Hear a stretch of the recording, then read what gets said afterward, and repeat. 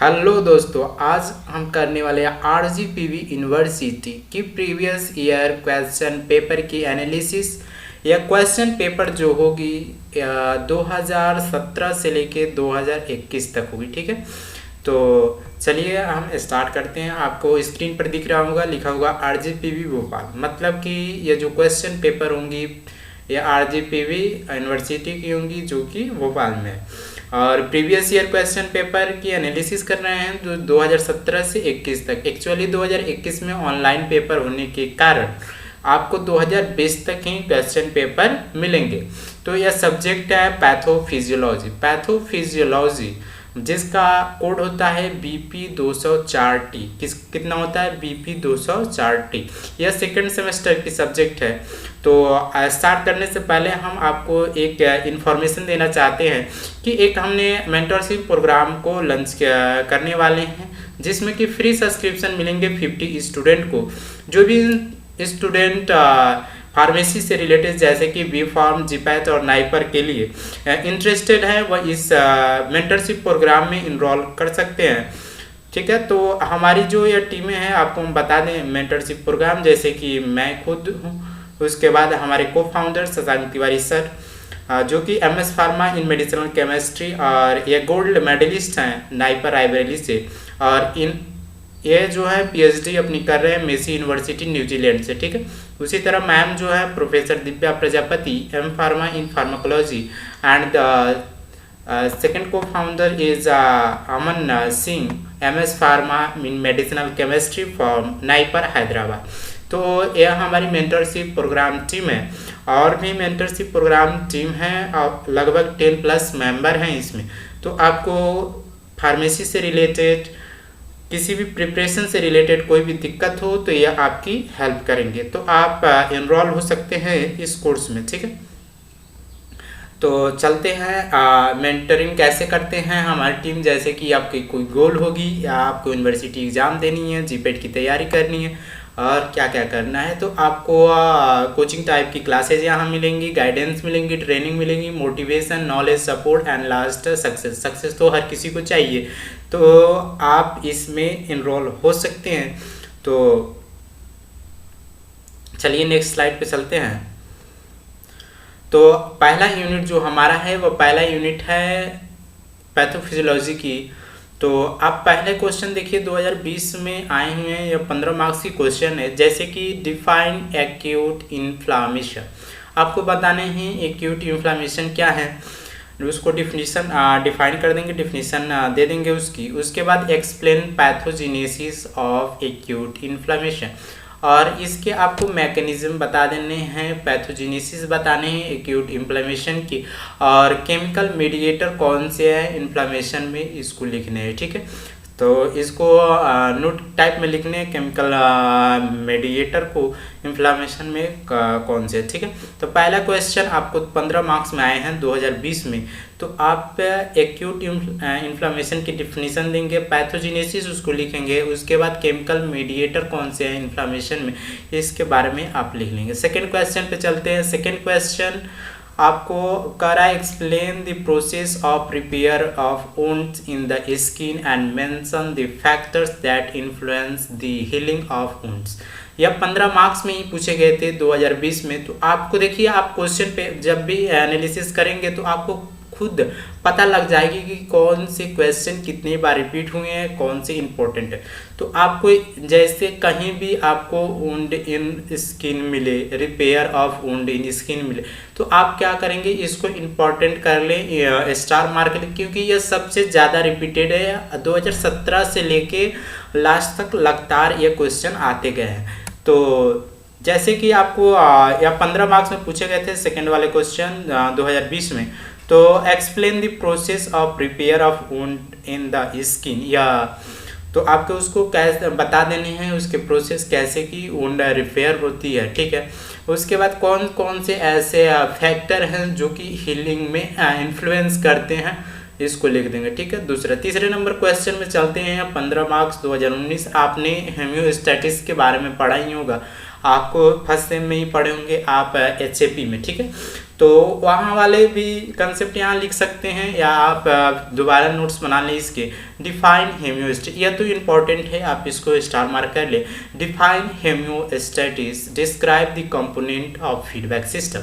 और इसके कौन कौन से फीडबैक हैं, 4 फीडबैक होते हैं ना, उनको लिख लेंगे, डिफाइन कर देंगे। और उसके बाद differentiate between positive and negative feedback, आपको फीडबैक बता देने हैं, ठीक है। तो पहले आपको क्या करना है, हेमियोस्टेटिस की डिफिनीशन देनी है। उसके बाद उसके जो कंपोनेंट हैं, 4 कंपोनेंट जो है उसको डिफाइन कर देने हैं। उसके बाद आपको फीडबैक सिस्टम में जैसे positive feedback system, negative feedback system, तो इसको क्या करना है, आपको एग्जाम्पल के दे देने हैं और बता देने हैं कि पॉजिटिव फीडबैक क्या होती है और नेगेटिव फीडबैक। ये आपको 15 मार्क्स में पूछे गए थे 2019 में। चौथे क्वेश्चन पे चलते हैं। तो चौथा क्वेश्चन कह रहा है describe in detail the morphological features of cell injury. मतलब आपको डिस्क्राइब करने हैं किसका, सेल इंजरी की मॉर्फोलॉजिकल फीचर क्या क्या है, ठीक है। तो ये 15 मार्क्स में पूछे गए थे 2000। यह भी इंपॉर्टेंट, मतलब सेल इंजरी से जो क्वेश्चन आएंगे वह इंपॉर्टेंट है, आप उसको भी स्टार मार्क कर ले। तो 15 मार्क्स में पूछे गए थे 2019 में। फिर देखिए फिर से 5वीं क्वेश्चन आ गई आपको 2020 में पूछी गई थी एक्यूट इन्फ्लेमेशन, लेकिन 2019 में क्या पूछी गई है, देखिए डिफाइन इज मतलब डिफाइन करने हैं इन्फ्लेमेशन क्या है। मतलब क्वेश्चन था व्हाट इज इन्फ्लेमेशन, आपको बताने हैं इन्फ्लेमेशन क्या है। मैकेनिज्म ऑफ इन्फ्लेमेशन, मतलब पैथोजेनेसिस ऑफ इन्फ्लेमेशन बताने हैं। एंड नोट ऐड करने हैं वुंड हीलिंग, मतलब अब देखिए वुंड हीलिंग तो 100% इम्पॉर्टेंट है। आप इसको जहाँ भी आ जाए वुंड हीलिंग, वहाँ पे आप एक जगह तैयार करें, कहीं भी दिखे तो आप वुंड हीलिंग को लिख देंगे। चाहे आप क्वेश्चन पूछने की तरीका अलग हो, लेकिन सबका आंसर सेम ही होगा, ठीक है। तो आपको 5वें नंबर क्वेश्चन आए थे 15 मार्क्स में 2019 में। तो इसमें पूछ रहा है व्हाट इज इन्फ्लेमेशन, इन्फ्लेमेशन बता देने हैं, उसकी डिफिनीशन बता देने हैं, ठीक है। उसके कॉज भी बता देंगे इसमें, तो अति सुंदर, ठीक है। तो right the mechanism of inflammation, inflammation की मैकेनिज्म बता देने हैं, ठीक है। वुंड हीलिंग के बारे में शॉर्ट नोट डाल देना है, ठीक है। तो अब 6ठे नंबर क्वेश्चन पर आते हैं। तो 6ठे नंबर क्वेश्चन क्या कर रहा है, what are the cause of cellular injury.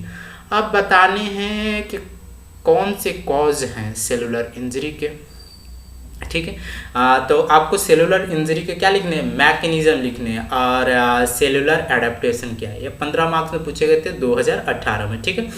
तो उसके बाद 7वां नंबर क्वेश्चन पर चलते हैं। तो यहाँ का है define clinical sign of inflammation. आपको डिफाइन करने हैं क्या, इन्फ्लामेशन के कौन कौन से क्लिनिकल साइन है, ठीक है, उनको। और प्रिंसिपल लिखने हैं वुंड हीलिंग ऑफ स्किन। मतलब देखिए आप 2020 में भी वुंड हीलिंग पूछा, 2019 में भी पूछा, 2018 में भी पूछा, तो कितना इंपॉर्टेंट ये क्वेश्चन हो जाता है आपके लिए। तो आप इसको तैयार कर लेंगे, आएगा तो वहाँ लिख देंगे, ठीक है। तो right the principle of wound healing of skin, ये 15 मार्क्स में पूछे गए थे 2018 में। उसके बाद 8वां क्वेश्चन की बात करें, यहीं शॉर्ट नोट में पूछा गया था 5 मार्क्स में, एपोप्टोसिस। क्या है एपोप्टोसिस, एपोप्टोसिस के बारे में आपको लिखने हैं, 5 मार्क्स में आए थे, ठीक है। उसके बाद 9वां क्वेश्चन है व्हाट इज पैथोजेनेसिस। आपको पैथोजेनेसिस बताने हैं क्या होगा पैथोजेनेसिस, और describe the details of various cause of mitochondrial damage. आपको माइटोकॉन्ड्रियल डैमेज बताने हैं कौन कौन से हैं, ठीक है। उसके बाद आपको 10वां नंबर क्वेश्चन पूछा गया था, वो क्वेश्चन था व्हाट इज सेल डेथ। आपको क्या बताने, व्हाट इज सेल डेथ, आपको व्हाट इज सेल डेथ बताने। तो सेल डेथ आप बता देंगे। उसके बाद explain in detail the mechanism of acidosis. Cell death बताने हैं और एसिडोसिस की मैकेनिज्म क्या है इसको बताने हैं, ठीक है। उसके बाद आपको 11 नंबर क्वेश्चन जो है उसमें पूछ रहा है बेसिक प्रिंसिपल ऑफ इन्फ्लामेशन। देखिए फिर से मतलब इन्फ्लामेशन वाली टॉपिक मोस्ट इम्पॉर्टेंट है फर्स्ट यूनिट में, वुंड हीलिंग भी मोस्ट इम्पॉर्टेंट है, और हेमियोस्टेटिस भी मोस्ट इम्पोर्टेंट। पूछा नहीं गया लेकिन आप इसको गेस कर सकते हैं कि इम्पोर्टेंट है, आ सकता है, तो ठीक है। तो इन्फ्लामेशन वाला पार्ट जो होगा आपके सिलेबस में उसको अच्छी तरह से कवर कर लेंगे, वुंड हीलिंग वाली जो पार्ट होंगी उसको अच्छी से कवर कर लेंगे, ठीक है। तो ये दोनों तो कवर कर लेंगे, ये दोनों टॉपिक को आप छोड़िएगा मत, नहीं तो क्वेश्चन छूटने की संभावना हो सकती है, ठीक है। तो 12 नंबर क्वेश्चन की बात करें तो इसमें आया था एथ्रोस्क्लेरोसिस, एक्चुअली ये सेकेंड यूनिट की है एथ्रोस्क्लेरोसिस, लेकिन इसके साथ एक क्वेश्चन और ऐड कर दिया था, explain the detail of pathophysiology of wound healing. मतलब आप देख रहे हैं कि 2020 में भी पूछा, बस क्वेश्चन पूछने का तरीका अलग इसने कर दिया। 2020 में भी पूछा, 2018 में भी पूछा, 2019 में भी पूछा, 2017 में, मतलब चारों साल इसने पूछे हैं। तो ये कितनी इंपॉर्टेंट हो जाती हैं, ठीक है। तो अब चलते हैं नेक्स्ट स्लाइड पे। नेक्स्ट स्लाइड पे आपको सेकेंड यूनिट अब आते हैं। सेकेंड यूनिट में आपको क्या क्या करने हैं इसको देख ले। तो कर discuss the pathophysiology of atherosclerosis and angina pectoris. मतलब आपको पैथोफिजियोलॉजी बताना है एथेरोस्क्लेरोसिस की। एथेरोस्क्लेरोसिस में जानते हैं क्या होती है? जो ब्लड वेसल्स होती है ना, वो क्या हो जाती है, उसमें फैट या कोई ऑब्स्ट्रक्शन आके कलेक्ट हो जाते हैं, जिसके कारण ब्लड की फ्लो की कमी होने लगती है। तो इसी की क्या लिखनी है, पैथोफिजियोलॉजी लिखनी है। या 15 मार्क्स में पूछे गए थे 2020 में। तो आपको हम वीडियो को लास्ट तक देखिए, क्योंकि लास्ट में हम बताएंगे पैथोफिजियोलॉजी में हम क्वेश्चन पेपर में कैसे लिखते हैं, ठीक है। तो सेकंड क्वेश्चन पे चलते हैं। Discuss the pathophysiology of chronic obstructive airway disease. मतलब ये लंग से रिलेटेड है, chronic obstructive airway disease. 15 marks में पूछे गए थे 2020 में, इसमें पैथोफिजियोलॉजी इसकी लिखनी है। उसके बाद तीसरे नंबर क्वेश्चन में पूछा जाए तो इसमें लिखा है इटियोलॉजी और pathogenesis of chronic renal failure, या किडनी से रिलेटेड है। तो आपको बताने हैं पैथोजेनेसिस, इटियोलॉजी, ठीक है। तो इसमें आपको बताने 755 मार्क्स में आए हुए थे 2020 में, ठीक है। तो आपको इसमें इटियोलॉजी भी बताने हैं, पैथोजेनेसिस, मतलब पैथोजेनेसिस पैथोफिजियोलॉजी जो होती है सेम होती है, ठीक है। तो अगर आपको क्वेश्चन में लिखता है पैथोजेनेसिस, तो आप भी जब भी हेडिंग डालेंगे तो वहाँ अगर क्वेश्चन में पैथोजेनेसिस है तो पैथोजेनेसिस को ही लिखेंगे, ठीक है। पैथोफिजियोलॉजी है तो पैथोफिजियोलॉजी ही लिखेंगे, ठीक है। तो इस क्वेश्चन में आपसे दोनों पूछा है, इटियोलॉजी भी पूछा है, पैथोजेनेसिस भी पूछा है, क्रोनिक रीनल फेलियर के बारे में। तो इसको लिख लेंगे। 7.5 मार्क्स में आए थे 2020 में। तो आपको लग रहा है कि पहले यूनिट से ज़्यादा क्वेश्चन पूछे गए हैं, दूसरे यूनिट से भी 2020 में ज़्यादा क्वेश्चन पूछेगा। मतलब आप तैयारी ऐसा कर सकते हैं, स्टार्टिंग से करें तो अच्छा रहेगा। Explain the pathophysiology of ischaemic heart disease, या 15 मार्क्स में आए थे 2019 में, ठीक। तो आपको हार्ट डिजीज़ के बारे में बता देना। उसके बाद 5वें नंबर क्वेश्चन में एक बात करें तो discuss the pathophysiology of hypertension. आपको हाइपरटेंशन की पैथोफिजियोलॉजी बतानी है, रीनल फेलियर की पैथोफिजियोलॉजी बतानी है। 15 मार्क्स में पूछे गए थे 2018, मतलब एक जो क्वेश्चन है 7.5 मार्क्स के हैं।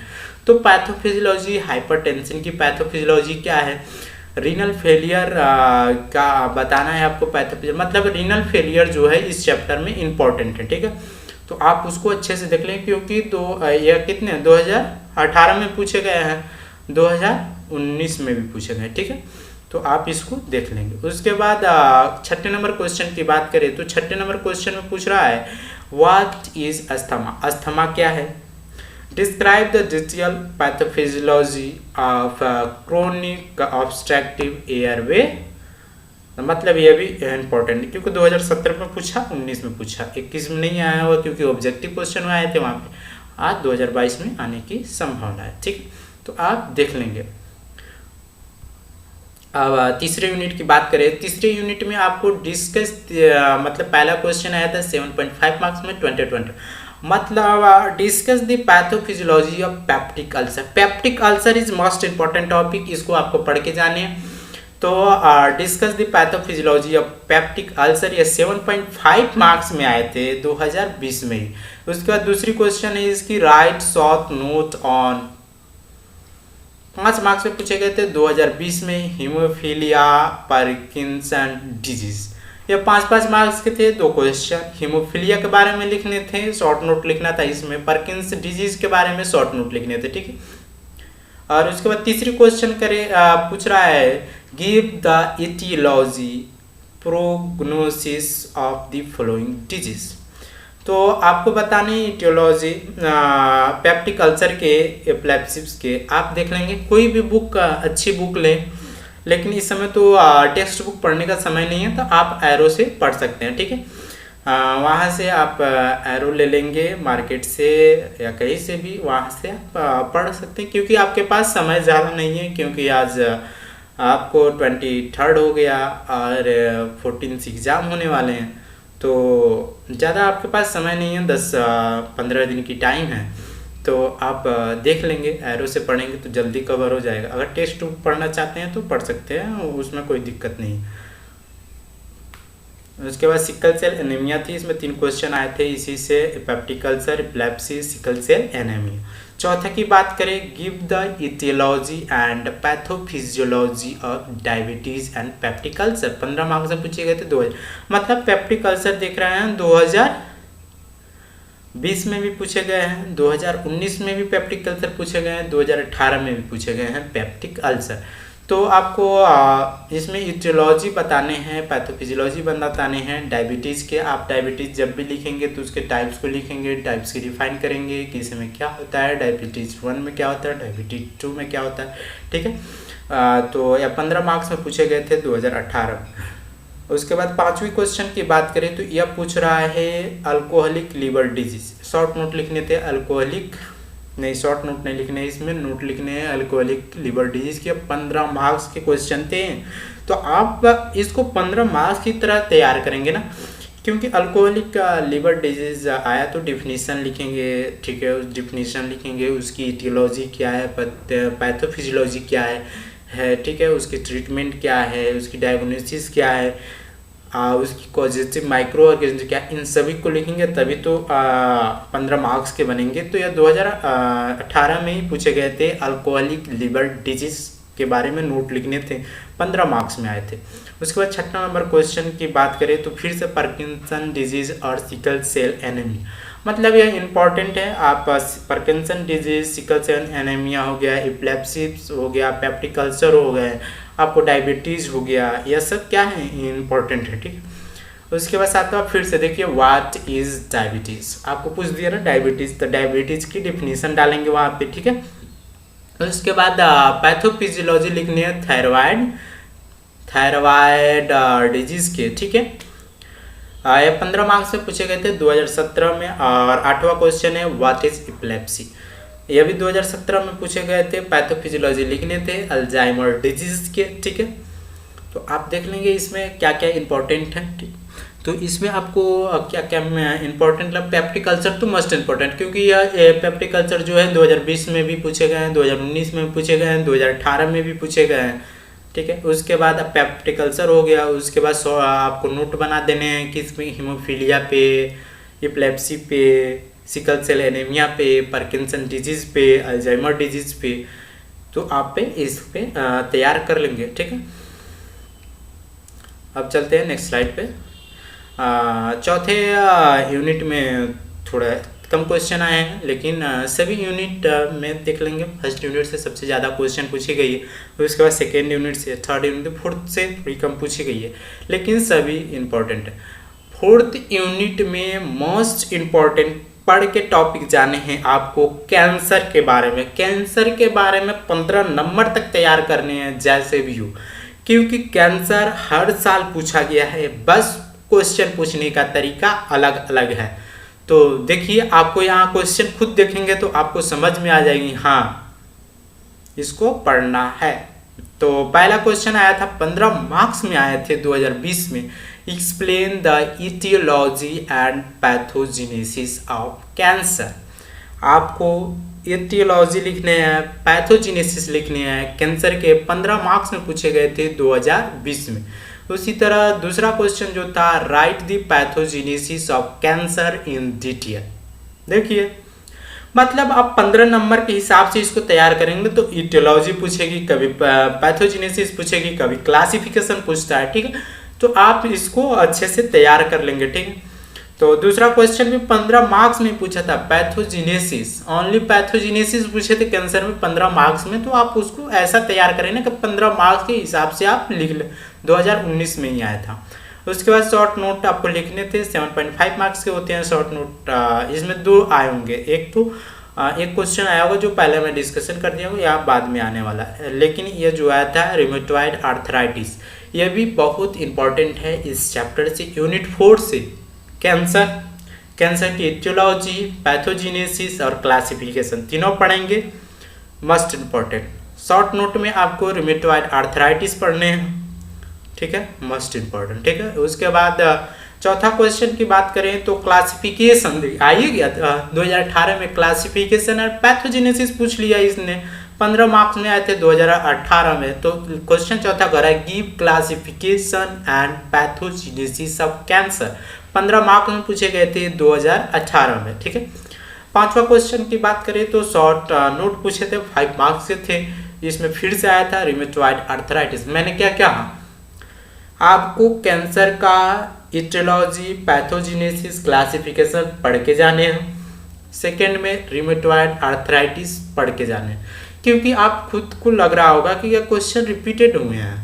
उसके बाद छठे नंबर क्वेश्चन में भी शॉर्ट नोट पूछा गया, पैथोफिजियोलॉजी ऑफ ऑस्टियोपोरोसिस, इसके बारे में लिख देंगे। उसके बाद पैथोजेनेसिस ऑफ कैंसर फिर से पूछा, तो आप तैयार कर लेंगे, ठीक है। लास्ट में आपको मैं ट्रिक बताऊंगा कि क्या पढ़ना है, क्या आप स्किप कर सकते हैं, छोड़ना तो नहीं, अभी समय है आपके पास, पूरी सिलेबस कवर कर सकते हैं अगर चाहें तो। अब यूनिट 5 की बात करें तो यूनिट 5 में आपको, यूनिट 5 भी बहुत इंपॉर्टेंट है। यूनिट 5 में आपको एड्स मोस्ट इम्पॉर्टेंट है, ट्यूबरकुलोसिस मोस्ट इम्पॉर्टेंट है, और आपको एड्स तो इम्पोर्टेंट, जैसे कि चौथे यूनिट में कैंसर इम्पोर्टेंट थे, तो उसी तरह 5वें यूनिट्स में एड्स इम्पोर्टेंट है, ठीक है।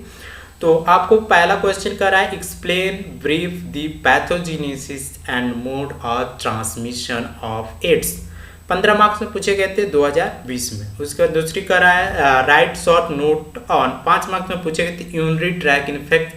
आप यूरिनरी ट्रैक इन्फेक्शन की वीडियो डली हुई है, वहाँ से आप दे सकते हैं, उससे नोट्स बना सकते हैं। वह एक्चुअली वो 15 मार्क्स के हिसाब से तैयार किया हुआ है, ठीक है।